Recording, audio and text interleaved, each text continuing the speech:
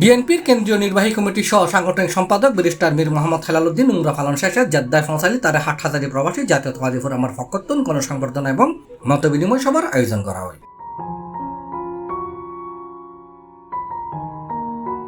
Hathazari forum আয়োজিত গণসংবর্ধনা ও মতবিনিময় সভার সভাপতিত্ব করছে হাটহাজারী প্রবাসী জাতীয়তাবাদী ফোরামের আহ্বায়ক শেখ ইসমাইল মহিউদ্দিনের সঞ্চালনায় এটা প্রধান বক্তা ছিল সৌদি আরব পশ্চিমাঞ্চল বিএনপির সদস্য সচিব মনিরুজ্জামান তফান। বিশেষ অতিথি হিসেবে উপস্থিত আছেন জেদ্দা মহানগর বিএনপির সভাপতি কাফিয়াতুল্লাহ চৌধুরী কিসমত, সৌদি আরব বিএনপির যুগ্ম আহ্বায়ক মাইন চৌধুরী, হাটহাজারী ফোরামের প্রধান উপদেষ্টা ও ইনভেস্টর আব্দুল কাদের, শেখ মোস্তাক, মফিজুল আলম, মোহাম্মদ ইদ্রিস, মোহাম্মদ জসিম, ইনভেস্টর মোহাম্মদ ইকবাল সহ অসংখ্য নেতৃবৃন্দ।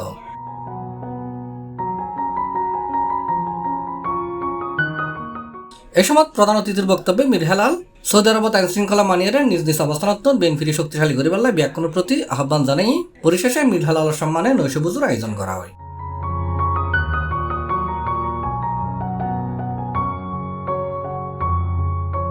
C+ TV, Chittagong.